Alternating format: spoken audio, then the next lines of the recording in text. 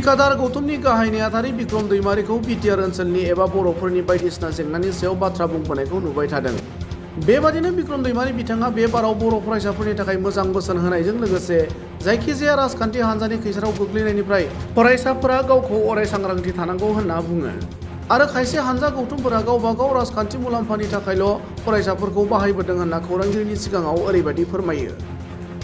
अन्नानै दुलाराय बर' फरायसा फरायसुलि नोंथांमोना खोनासंगोन। बे नोंथांमोननि गेजेराव आङो मोननैसो खोथाखौ मोनथिहोनो नागिरदों। नोंथांमोना अन्नानै खोनासं।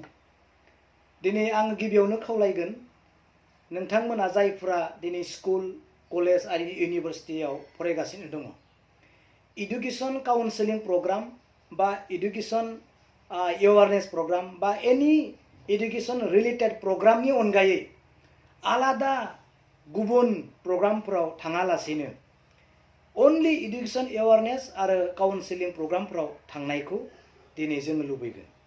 मानो होननानै बुङोब्ला दिनै आंनियाव गोबां स्टुडेन्टफ्रा फन खालामगासिनो दङ जे जों बहुद खस्थ' मोनदों।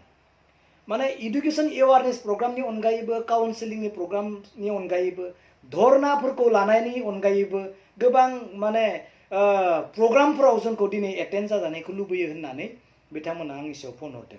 आं सिगाङावनो बुंखादोंमोन जे नोंथांमोना इडुकेसन काउन्सिलिं आरो एवारनेस प्रग्रामनि अनगायै गुबुन प्रग्रामाव थांनो नाङा। जोंनि राजनितिक दोलोनि दैदेनगिरिफ्रा जेसेबां पलिटिक्सनि दैदेनगिरि दं बिथांमोना नोंथांमोनखौ बाहायनो आरोबाव फिन नाजागासिनो दं होननानै आं बुंगासिनो दङ। जेब्ला आङो जोबथेसालियाव दङमोन बा अफिसारफोरनि आखायाव दङमोन, 14 जन अफिसारनि आखायाव दङ, अब्ला बिथांमोना बुंदों जे बिटिसिनि स्टुडेन्टफोरखौ राजनितिकआव इनभल्भ खालामनो जोबोर मोजां होनना बुंदों।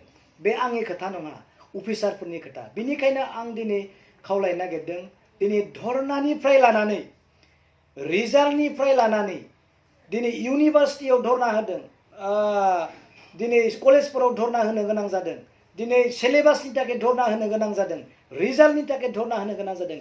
एनि काइन्ड अफ प्रग्राम दिनै स्टुडेन्टफोरखौ दिनै इनभल्भ खालामनायखौ नुनो मोन्दों।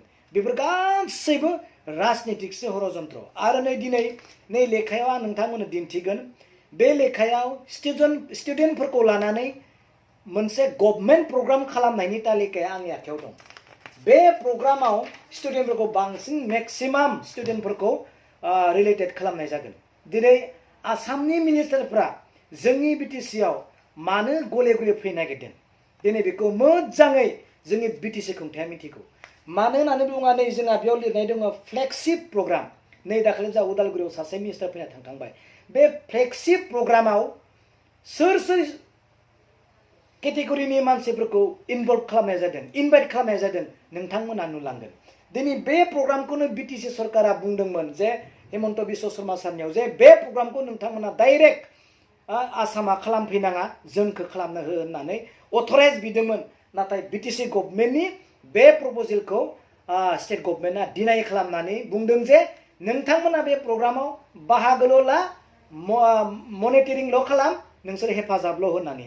नाथाय दिनै बिटिसिनि दैदेनगिरिफोरखौ बे फ्लेगशिप प्रग्रामखौ जेरै सिगाङाव RKBA, central assistant, special assistant, बेखौ बिपिएफनि समाव खालामोमोन। नाथाय दिनै सेन्ट्रेलनि गासै स्पन्सार प्रग्रामफोरखौ दिनै स्टेटआसो खालामदों। बिटिसिआ मानो खालामनो हाया, बिनि ओंथिया मा, दिनै नोंथांमोना बुजिलांगोन। बिनिखायनो आं खावलायदों जे इडुकेसन एवारनेस प्रग्रामनि अनगायै मबेबा मोनसे मिटिङाव सोरबाया जुदि इनभाइट खालामदोंब्ला, मबेबा मोनसे प्रग्रामाव जुदि इनभाइट खालामोब्ला, नोंसोर स्टुडेन्टफ्रा सानदो बेयाव थांनानै जोंहा मा लाब जागोन। बे प्रग्रामाव थांनानै जोंनि स्टुडेन्ट हिसाबै लाइफआव मा मुलाम्फा जागोन नोंथांमोना सानग्रो। साननायनि उनावसो नोंथांमोना सान। आरो सान जे नोंथांमोनखौ लानानै बै राजनितिक हान्जा, बै अर्गेनाइजेसना मा लाब खालामनो नागिरदों नोंथांमोना सानग्रो। अब्लानो मिथिगोन। नोंथाङा मोनथाम लस जागोन, मेन्टेलि आरो समय आरो नोंथांमोननि देहायारि खस्थ' नोंथांमोना मोनगोन। जेबो लाब जानाय नङा। सरकारा दिनै नोंथांमोननि स्टुडेन्टफोरनि प्रब्लेमखौ मोनसेबो सल्भ खालामाखै। इउनिभार्सिटिखौ आं एग्जाम्पल होबाय, बोसोरसे जानसे धरना होनाया दिनैसिमबो सल्भ गैया। रिजाल्टखौबो धरना होना लानो गोनां जायो। दिनै कलेजे धरना होनो गोनां जायो सिलेबासखौ सम बायदि होआखै स्कुलफोरखौ प्रभिन्सियेलाइज खालामाखै फिसफोरखौ बांहोदों मोनसेबो प्रग्राम मोनसेबो प्रब्लेम दिनै स्टुडेन्टखौ सल्भ खालामना होआखै अनलि नोंथांमोनखौ पलिटिकेलनि थाखाय इउज खालामगासिनो दङ आरो खालामगोन नोंथांमोना नायबाय था नायलांबाय था आं दिनै नोंथांमोननो खोथा होदों गासै प्रग्रामाव नोंथांमोनखौ लिंनायनि सिगां इनभाइट खालामनायनि सिगां नोंसोर सानग्रो बेयाव जोंहा मा लाब जागोन होननानै नोंथांमोना सानग्रो